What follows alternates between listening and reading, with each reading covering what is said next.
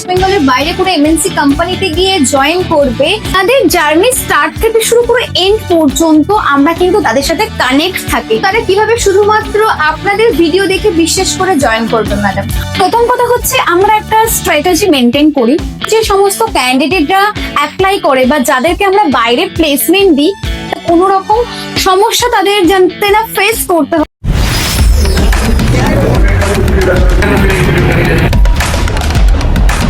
कितने तारीख को ज्वाइनिंग हुआ?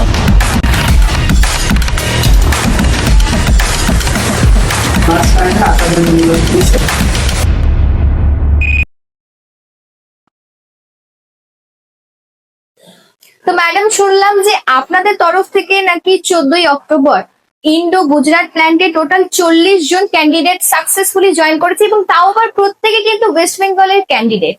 হ্যাঁ, ঠিকই শুনেছেন, আমাদের তরফ থেকে 40 জন ইন্ডো অটোটেক গুজরাটে গেছে, গুজরাট প্ল্যান্টে, যারা সাকসেসফুলি ভাবে জয়েনিং করে নিয়েছে অলরেডি। তো আমাদের যে সমস্ত দর্শক আছে যারা আপনার ভিডিও দেখে ভাবছে যে তারা কোনো বাইরে ওয়েস্ট বেঙ্গলের বাইরে কোনো এমএনসি কোম্পানিতে গিয়ে জয়েন করবে, তো তারা কিভাবে শুধুমাত্র আপনাদের ভিডিও দেখে বিশ্বাস করে জয়েন করবে ম্যাডাম? প্রথম কথা হচ্ছে আমরা একটা স্ট্র্যাটেজি মেনটেন করি। আমাদের কাছ থেকে যে সমস্ত ক্যান্ডিডেটরা অ্যাপ্লাই করে বা যাদেরকে আমরা বাইরে প্লেসমেন্ট দিই, তাদের জার্নি স্টার্ট থেকে শুরু করে এন্ড পর্যন্ত আমরা কিন্তু তাদের সাথে কানেক্ট থাকি বাই কল, বা আমাদের সেখানে গ্রাউন্ড সুপারভাইজার যারা থাকে তারা কিন্তু প্রত্যেকে কানেক্টেড থাকে।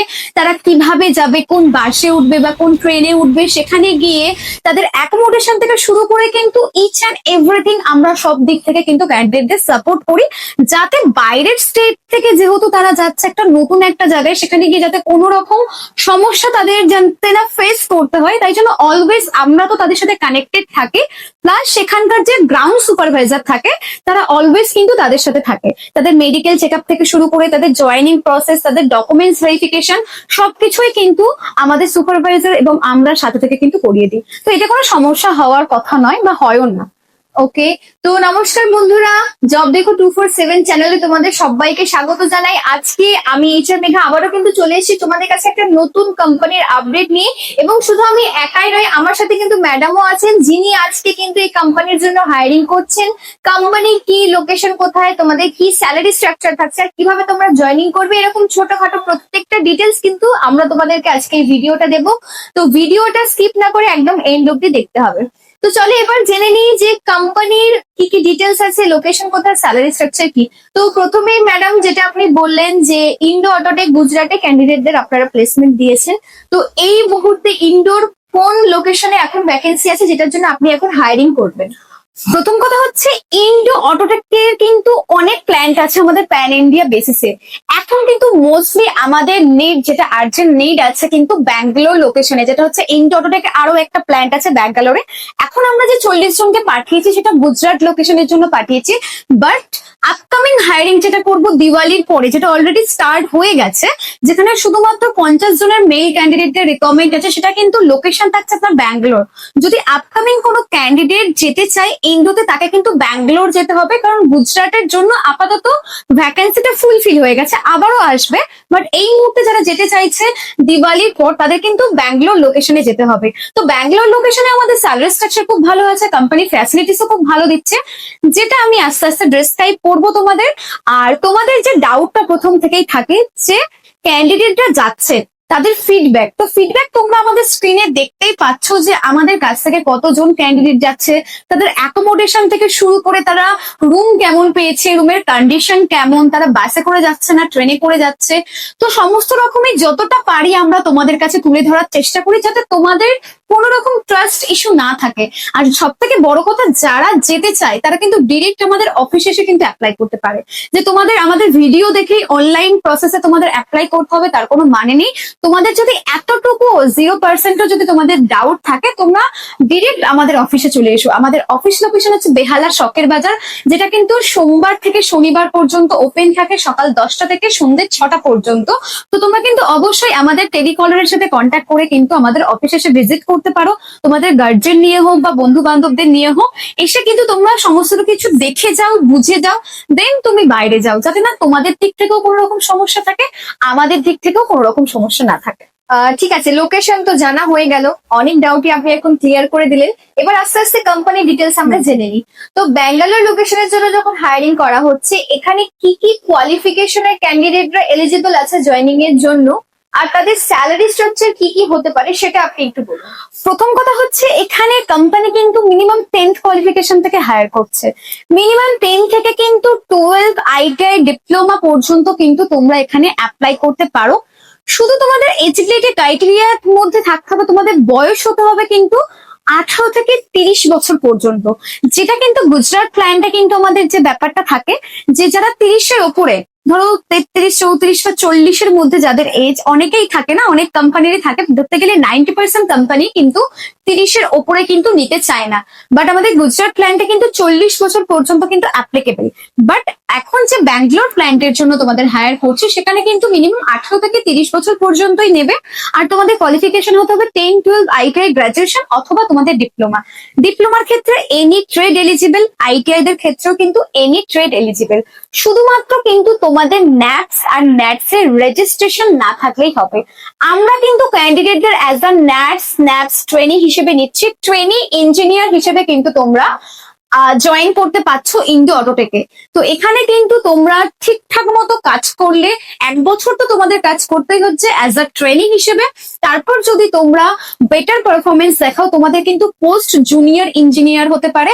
তারপরে আরো ভালো পারফরমেন্স দেখলে কিন্তু তোমরা কিন্তু ইঞ্জিনিয়ারিং পোস্টেও কিন্তু তোমরা পেতে পারো। বিভিন্ন পোস্ট আছে, যেমন ধরুন এখন ক্যান্ডিডেটদের বেসিক্যালি যারা 10-12 আছে তাদের প্রোডাকশন কোয়ালিটি ডিপার্টমেন্টে দেওয়া হচ্ছে, যারা ধরুন ডিপ্লোমা আছে তাদের মেশিন অপারেটর, অ্যাসেম্বলি, এই সমস্ত ডিপার্টমেন্টে কিন্তু আমরা তাদের দিচ্ছি, মানে কোম্পানি তাদেরকে হায়ার করছে এই সমস্ত ডিপার্টমেন্টের জন্য। ওকে ম্যাডাম, তো আপনি যেটা বললেন যে 10 থেকে 12 কোয়ালিফিকেশন অফ দি ক্যান্ডিডেটদের নেওয়া হবে, তাদের ন্যাটস এবং ন্যাপস এর মধ্যে নেওয়া হবে। এবার অনেকেরই এই ডাউটটা থাকে যে ন্যাটস ন্যাপস মানেই হচ্ছে তোমার কন্ট্রাকচুয়াল বেসিস। তো কন্ট্রাকচুয়াল আর ন্যাটস ন্যাপস এর মধ্যে একটা যদি পার্থক্য আপনি ক্যান্ডিডেটদের বুঝিয়ে দেন, যাতে আমাদের দর্শকরাও আরো ইজিলি বুঝতে পারে। প্রথম কথা হচ্ছে ন্যাপস অথবা ন্যাটস এটা কোনো কন্ট্রাকচুয়াল না। এটা আমরা প্রত্যেকটা ভিডিওতে খুব ভালো করে ক্লিয়ার করে দিই, আরো একবার করে দিই যারা নতুন দর্শক আছে, যারা আমাদের ভিডিওটা ফার্স্ট টাইম দেখছে তাদের জন্য। প্রথম কথা হচ্ছে ন্যাপস এবং ন্যাটস হচ্ছে গভর্নমেন্টের একটা প্রজেক্ট, যার মাধ্যম থেকে বিভিন্ন কোম্পানি কিন্তু তোমাদের একটা ট্রেনিং প্রোভাইড করে। প্রথম যারা নিউ জয়েনার যারা আছে, যারা একদম ফ্রেশার, তাদের কোনো কোম্পানির এক্সপিরিয়েন্স নেই, তারা কোনো কিন্তু মেশিনে কাজ জানে না, একদম জিরো নলেজ নিয়ে তারা কিন্তু কোম্পানিতে যাচ্ছে। তো সেই ক্ষেত্রে কিন্তু যে কোনো কোম্পানি কিন্তু তাদেরকে কিন্তু একটা ট্রেনিং কোটাতে রাখে, বিভিন্ন কোম্পানি বিভিন্ন কোটাতে রাখে। এখন 90% ইন্ডাস্ট্রি কিন্তু ন্যাপস এবং ন্যাটস কোটাতে তোমাদের রাখবে, যেখানে তোমাদের 1 বছরের একটা ট্রেনিং দেওয়া হবে। এই ট্রেনিং চলাকালীন কিন্তু ক্যান্ডিডেটরা গভর্নমেন্ট থেকে, যেহেতু এটা গভর্নমেন্টের একটা প্রজেক্ট, সেই ক্ষেত্রে কিন্তু ডিপ্লোমা যারা এনএটিএস এ কাজ করবে তারা কিন্তু 4000 টাকা ডিবিডি অ্যামাউন্ট পাবে। গ্রাজুয়েট এবং বিটেকরা কিন্তু 4500 টাকা ডিবিডি অ্যামাউন্ট পাচ্ছে। আর যারা 10-12 আইটিআই গ্রাজুয়েশন আছে তারা কিন্তু 1500 টাকা করে প্রত্যেক মাসে কিন্তু এই ডিবিডি অ্যামাউন্টটা কিন্তু ক্যান্ডিডেটদের স্যালারির সাথে অ্যাড হবে। তো এটা তো অনেক ভালো একটা অপরচুনিটি, কারণ কোম্পানি তোমাদের স্যালারি দিচ্ছে, প্লাস গভর্নমেন্টের থেকে তোমরা একটা অ্যামাউন্ট পাচ্ছ, প্লাস তোমরা কিন্তু এই ট্রেনিং কমপ্লিট করার পরে এই ন্যাপস এবং ন্যাটস এর কিন্তু একটা, তুমি যে ট্রেনিং করেছো এই কোম্পানি থেকে ন্যাপস এর থ্রুতে, তখন একটা কিন্তু 1 বছর পর সার্টিফিকেটও কিন্তু কোম্পানি প্রোভাইড করছে ন্যাপস এর এবং কোম্পানির এক্সপিরিয়েন্স সার্টিফিকেট, যে এই ক্যান্ডিডেটটা আমার কোম্পানিতে 1 বছর কাজ করেছে, তার একটা কিন্তু এক্সপিরিয়েন্স সার্টিফিকেটও কিন্তু ক্যান্ডিডেট পাচ্ছে। তাহলে আশা করি ন্যাটস স্ন্যাপস এর বিষয়টা সবার ক্লিয়ার হয়ে গেছে। এবার জেনে নেবো যে যে কোম্পানিতে ক্যান্ডিডেটরা যাচ্ছে সেই কোম্পানিতে কি প্রোডাক্ট ম্যানুফ্যাকচার হয়। প্রথম কথা হচ্ছে ইন্ডো অটোটেক হচ্ছে একটা totally mechanical core base company. যে সমস্ত নিউ ক্যান্ডিডেট যারা আছে, তারা ধরো 2024-25 পাস আউট করেছো, যারা চাইছো একদম মেকানিক্যাল কোর কোম্পানিতে কাজ করতে, তাদের জন্য কিন্তু ইন্ডো অটোটেক একদম বেস্ট একটা কোম্পানি। প্রথম কথা হচ্ছে এখানে তোমার যে গাড়ি 2 হুইলার যেগুলো হয়, যেমন স্কুটি, ধরুন স্কুটি যেমন মহিন্দ্রা, টিভিএস, হন্ডা, এই সমস্ত গাড়ির যে পার্টস গুলো থাকে, এই পার্টস গুলো কিন্তু কোম্পানি ম্যানুফ্যাকচারিং করে থাকে। এবার অনেক ক্যান্ডিডেটের অনেক রকম ডাউট থাকতে পারে, কোম্পানির বিষয়ে যদি তোমাদের আরো ভালোভাবে কিছু জানার থাকে। এখন কিন্তু স্মার্ট যুগে আমরা চলে এসেছি, সবার হাতেই কিন্তু অ্যান্ড্রয়েড সেট আছে। তোমরা চাইলেই কিন্তু চ্যাট জিপিটি, গুগল, ইউটিউব থেকে সার্চ করে নিতে পারো, কোম্পানির নাম লিখে, লোকেশন লিখে কোম্পানির অল অ্যাবাউট কিন্তু তোমরা পেয়ে যাবে, কোম্পানির রেটিং পেয়ে যাবে, কোম্পানি থেকে অ্যালেক্সারি কোম্পানি আছে, এইচ অ্যান্ড এভরিথিং ইনফরমেশন কিন্তু তারা গুগল সার্চ করে নিয়ে নিতে পারে। আমি বেসিক টুকু জাস্ট বলে দিলাম যে কোম্পানি কি ম্যানুফ্যাকচারিং করে। আচ্ছা, এবার তাহলে চলে যাই যেটা সব থেকে ইম্পর্টেন্ট পয়েন্ট, সেটা হচ্ছে স্যালারি। ক্যান্ডিডেটের স্যালারি কি কি থাকবে ম্যাডাম? যারা হাই স্যালারি স্ট্রাকচারে জব করতে চায়, মেইনলি যেহেতু বাইরে গিয়ে কাজ করবে, ওয়েস্ট বেঙ্গল না, যারা নিজেদের হোম টাউন ছেড়ে কোনো অন্য স্টেটে গিয়ে কাজ করবে, অবশ্যই তোমরা চাইবে যে একটা ভালো স্যালারি স্ট্রাকচারে জব করতে। তো তাদের জন্য এটা সব থেকে বেস্ট কোম্পানি, কারণ এই কোম্পানিতে কিন্তু তোমরা 20 থেকে 25,000 টাকা পর্যন্ত এখান থেকে আর্ন করতে পারো। তো এবার চলে আসছি ম্যাডাম মেইন অ্যাট্রাকটিভ পয়েন্ট ক্যান্ডিডেটসদের জন্য, যে কোম্পানিতে স্যালারি স্ট্রাকচার কিরকম থাকছে ম্যাডাম? স্যালারি স্ট্রাকচার বলতে যারা হাই স্যালারি স্ট্রাকচারে জব করতে চায় বা ইন্টারেস্টেড, তাদের জন্য কিন্তু এই কোম্পানিটা বেস্ট হবে। কারণ এই কোম্পানি কিন্তু 10, 12 ITI গ্রাজুয়েশনদের কিন্তু 22,496 টাকা কিন্তু পার মান্থ দিচ্ছে। মানে 26 ডেজ ডিউটি করলে 22,496 টাকা তোমরা কিন্তু এখান থেকে পেমেন্ট পাচ্ছ। আর ডিপ্লোমা ক্যান্ডিডেটদের কিন্তু কোম্পানি স্যালারি দিচ্ছে 24,696 টাকা পার মান্থ 26 ডেজ ডিউটিতে। অর্থাৎ এখানে কিন্তু তোমরা একটা করে উইকলি ছুটিও কিন্তু পেয়ে যাচ্ছে। এটা কিন্তু 12 ঘন্টা ডিউটি, 12 ঘন্টা তোমাদের ডিউটি করতে হবে। 12 ঘন্টা ডিউটিতে স্যালারি স্ট্রাকচার কিন্তু তোমাদের এটা থাকবে। তো এটা তো অনেকটাই ভালো বিষয়, কারণ অন্যান্য কোম্পানিতে আমরা যদি দেখি সেখানে 10-12 ক্যান্ডিডেটদের বা ডিপ্লোমার যারা পাস আউট হচ্ছে তাদের স্টার্টিং স্যালারি থাকে ম্যাক্সিমাম 10 থেকে 15,000 টাকা। সেখানে এই কোম্পানিতে তারা 12 ঘন্টা ডিউটি করে মাসে 22 থেকে 24,000 টাকা ইজিলি ইনকাম করতে পারছে। তো এইরকম সুযোগ তো সচরাচর আসে না। আমার মনে হয় দর্শকরা খুবই ইন্টারেস্টেড আছে জয়েনিং এর জন্য। তবে ম্যাডাম তার আগে আরো কিছু ডিটেলস আছে, যে ম্যাডাম কোম্পানিতে যে ওরা যাচ্ছে সেটার জন্য ওদের অ্যাকোমোডেশন, ক্যান্টিন, এই ফেসিলিটি গুলো কি কি আছে? অ্যাকোমোডেশন যেটা গুজরাটে যেটা ছিল আমাদের totally free of cost, but Bangalore সেটা না। ব্যাঙ্গালোরে কিন্তু এটা পুরোটাই রেন্টাল। আমরা তোমাদের সমস্ত কিছু ব্যবস্থা করে দেবো, তুমি যাবে, তোমার অ্যাকোমোডেশন আমরা খুঁজে দেবো, রুম খুঁজে দেবো, সমস্ত কিছু করে দেবো। যা রেন্ট হবে সেই রেন্টটা কিন্তু তোমাদের পে করতে হবে, মানে যে ক্যান্ডিডেট যাবে তাকে কিন্তু পে করতে হবে। আর যদি বলো ক্যান্টিন এর কথা, কোম্পানিতে কিন্তু ক্যান্টিন ফ্যাসিলিটিস আছে। ক্যান্টিন এর জন্য প্রত্যেক দিন হিসেবে কিন্তু তোমাদের 23 টাকা করে তোমাদের স্যালারি থেকে ডিডাকশন হবে, মানে মাসের শেষে সেই স্যালারি থেকে কিন্তু টাকাটা কেটে নেবে। ক্যান্টিন এর জন্য 23 টাকা করে পে করতে হবে।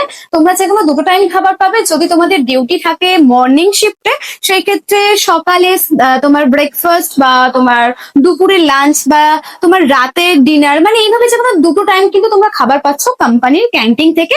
বাকি টাইম যখন তুমি রুমে থাকবে তখন তোমাকে নিজের রান্নাটা নিজেকে বানিয়ে নিতে হবে রুমমেটদের সাথে। একটা রুমে বেসিক্যালি কিন্তু 3 থেকে 4 জন শেয়ার করে থাকতে পারে। এবার কেউ চাইলে 2 জনও থাকতে পারে, 3 জন থাকতে পারে। যা রেন্ট হবে সেটা যে কজনই থাকুক না কেন সেটা তোমার নিজেদের মধ্যে ডিভাইড করে নিতে হবে। আচ্ছা ম্যাডাম, এবার অ্যাকোমোডেশনের ব্যাপারটা আরেকটু ক্লিয়ার করি। যে কোনো ক্যান্ডিডেট যদি বাইরে যায়, যেহেতু সে যদি কেউ প্রথমবার যায়, তার তো কোনো রকম কোনো এক্সপিরিয়েন্স থাকবে না, নলেজ থাকবে না। তো কতটা রুম রেন্ট নিয়ে যেতে হবে, বা তাদের সিঙ্গেল রুম নিলে কিরকম রেন্ট পড়বে, এগুলো যদি একটু আপনি বলেন। হ্যাঁ, এটা খুব ভালো একটা প্রশ্ন।